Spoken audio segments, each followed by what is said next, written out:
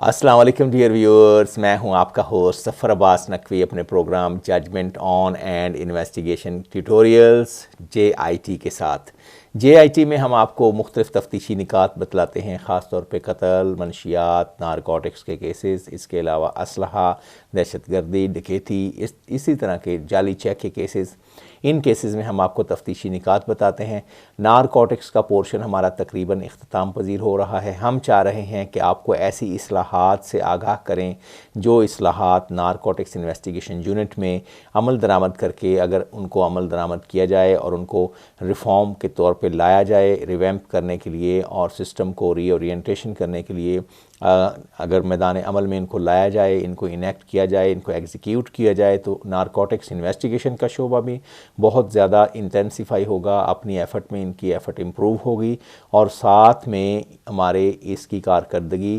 Narcotics میں بریت کی وجوہات کو جانتے ہوئے، بریت کو ختم کرتے ہوئے ہماری اس کارکردگی میں اضافہ ہوگا، اور ساتھ میں نارکوٹکس انویسٹیگیشن یونٹ بھی ایک نئے سرے سے انویگوریٹ ہوگا۔ تو ان ریفارمز کا تذکرہ اس لیے کیا جا رہا ہے تاکہ narcotics investigating agencies, law enforcement agencies اس کو انکارپوریٹ کریں، ان کو اپنے نصاب کا حصہ بنائیں، ان کو اپنے ایکشن کا حصہ بنائیں، اپنے ذہن کا حصہ بنائیں اور اس پر ایگزیکیوشن کی طرف جائیں۔ تو نارکوٹکس کو اگر ریویمپ کرنا ہے، ختم کرنا ہے، معاشرے سے بالکل اس کو وائپ آؤٹ کرنا ہے، تو ہمیں یہ کرنا ہوگا کہ ان ریفارمز پر عمل درآمد کرنا ہوگا تاکہ at the end of the day منشیات کے خلاف جنگ جیتی جا سکے۔ تو ان میں کیا کیا اصلاحات ہو سکتی ہیں، اس حوالے سے میرا ایک آرٹیکل انسپیکشن ٹیم میں بھی چھپ چکا ہے۔ انسپیکشن ٹیم ایک جرنل ہے لاہور سے جس میں مختلف انویسٹیگیٹو سکلز اور پولیس افسران اور اعلیٰ افسران کے انٹرویوز پبلش ہوتے ہیں۔ اسی طرح مختلف ریفارمیٹیو چیزیں بھی اس میں سامنے لائی جاتی ہیں۔ تو میں اس میں بھی الحمدللہ یہی ریفارمز پہلے عرضداشت کیے جا چکے ہیں۔ ہماری کوشش ہے کہ ان ریفارمز کو کیے جانے کے بعد مجرمان کی بریت کے چانسز کم ہوتے چلے جائیں اور معاشرے سے منشیات کا ناسور مکمل طور پر خاتمے سے دوچار ہو جائے۔ کون سے ریفارمز ایسے ہوں گے، کون سی ایسی تبدیلیاں ہونی چاہیے جو کہ منشیات کے خلاف جنگ کے دوران لا انفورسمنٹ ایجنسیز اپنے رینک اینڈ فائل میں عمل میں لا سکتی ہیں۔ وہ یہ ہوں گی کہ فرض کر لیں ہمیں سب سے جو امپورٹنٹ نظر آ رہا ہے اور سب سے اہم، دلچسپ اور سب سے قابل عمل وہ یہ ہے کہ جھوٹے پرچے بالکل بند کر دیے جانے چاہیے۔ جھوٹا پرچہ درج کرنے پر کسی بھی عملہ کے خلاف لازماً کارروائی کی جائے اور IO کے غلط تفتیش کرنے پر IO کے خلاف کارروائی کی جائے۔ ہر IO کو آپ نے نئے سرکاری موٹر سائیکل لازمی تقسیم کرائے جائیں اور ان کے خلاف عملہ بھی تعینات کیا جائے۔ کم از کم 2 سے لے کے 4 کانسٹیبلان، 4 ایکسائز پولیس والے، 4 کوسٹ گارڈ، یہ لازمی ایک آفیسر کے ساتھ تعینات ہونے چاہیے۔ ہر ریڈنگ آفیسر کو لائیو کیمرہ سرکاری طور پر دیا جانا چاہیے تاکہ وہ لائیو ریکارڈنگ کر سکے، جو بھی ریڈ وہ کرے، جو بھی ویلنگ ڈیلنگ کرے، جو اچھا کرے، جو برا کرے، یا جس طریقے سے وہ ریڈ کرے اس حساب سے اس کی ریکارڈنگ لازمی اس کے ساتھ باڈی کیمرے کے ساتھ لگی ہوئی ہو اور وہ ریکارڈ ہو رہی ہو تاکہ بعد ازاں ان کے قصورواری کو یا غیر قصورواری کو یا ان کی کارکردگی کو کسی پیمانے پر جانچا جا سکے۔ بریت کے تمام کیسوں کو پڑھ کر فیصلہ عدالت کی روشنی میں لازماً جو فیصلہ جات عدالت کی روشنی میں آتے ہیں، ان میں IO کو اگر سزا دلانی ہے تو اس کے لیے ایک علیحدہ سیل زیر نگرانی انسپیکٹر صاحبان لیگل کے زیر نگرانی کیا جا سکتا ہے اور مدعی کو یا ملزم کو اس حوالے سے سزا کرائی جا سکتی ہے۔ اگر گواہان وٹنسز غلط گواہی دے آئیں اور اس کی وجہ سے ملزمان بری ہو جائیں یا مجرمان بری ہو جائیں تو اس سلسلے میں بھی ان کو ہمیں سزا دلائے جانے میں کامیابی ہونی چاہیے۔ ہر SI کو ایک تھانہ میں ڈرگ کا تجزیہ کرنے کی کٹ لازمی دی جائے جس کٹ کے ذریعے وہ ملزمان کے ڈرگ سیمپل لے سکیں اور اس کٹ کے ذریعے وہ لازمی اندراج اس کا کر سکیں کہ کون سا بندہ ایڈکٹ ہے اور موقع پر یقین کر سکیں کہ وہ لوگ منشیات کے میں ملوث ہیں اور منشیات کے استعمال کے عادی ہیں۔ اور اس کٹ کا جو اجرا تفتیشی کو یا ایک آفیسرز کو ریڈنگ آفیسرز کو کیا جائے، اس کا اندراج ایک نوٹیفیکیشن کے ذریعے لازمی ریکارڈ میں کر دیا جانا چاہیے۔ عدالت میں گواہی کے دوران سرکاری گواہان اور استغاثہ کے گواہان اور ملزمان کے گواہان کی جو ساز باز ہے وہ لازمی ختم کرائی جانی چاہیے اور وہ لازمی اختتام پذیر ہونی چاہیے۔ اس ساز باز کا خاتمہ مختلف طریقوں سے کیا جا سکتا ہے، جو کسی اور ویڈیو میں آپ کو عرض کروں گا۔ ملزمان اور وکلاء سے میل جول آئی او یا مدعی یا گواہان کا اور ساز باز ثابت ہونے پر ڈی پی پی صاحب یا جج صاحبان کی سفارش پر آئی او کے خلاف کارروائی کا آغاز بھی کیا جا سکتا ہے۔ گواہان فرد اگر اس فرد کے مندرجات سے عدم اتفاق کریں یا انکاری ہو جائیں تو مدعی پر پرچہ ہونے کے امکانات ہیں۔ یہ ہمیں رولنگ حاصل ہوئی یا ان سے گائیڈنس حاصل ہوئی ہے 2017 پی سی آر ایل جے 2017 میں سے، لاہور کی تھی یہ۔ ہر 15 یوم کے بعد ہاسٹائل گواہان کی عدالتوں سے لسٹیں منگوا کر ان کے خلاف کارروائی عمل میں لائی جا سکتی ہے۔ اسی طرح عملہ منشیات شعبہ تفتیش میں کوئی ایکسٹرا ڈیوٹی نہ لگائی جائے۔ منشیات کی تلفی کے طریقہ کار کو ٹرانسپیرنٹ بنایا جائے اور اس کا ٹیگ رکھا جائے اور اس کی ویڈیوگرافی کی جائے، فوٹوگرافی کی جائے اور اس کے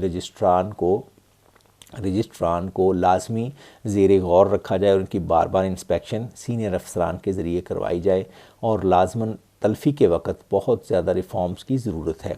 پروسیکیوٹرز کے ساتھ مل کر گواہان کے لیے ایک سوال نامہ لازمی اور ممکنہ جوابات لازمی ترتیب دیے جائیں تاکہ وہ بہتر سے بہتر تیاری کر کے عدالتوں میں اچھی گواہی دے سکیں۔ تعمیل سٹاف سے میٹنگ ہونی چاہیے، ریگولر ویکلی ہو جائے، کوارٹرلی ہو جائے، 15 روزہ ہو جائے، ماہانہ ہو جائے، اور ان کی ایس او پیز کو بنایا جائے کہ وہ کس طریقے سے گواہی دیں گے اور کس طریقے سے تعمیلی سٹاف گواہان کو طلب کرے گا، اور اس چیز کو امپروو کرانے کی ضرورت ہے۔ مقدمہ کے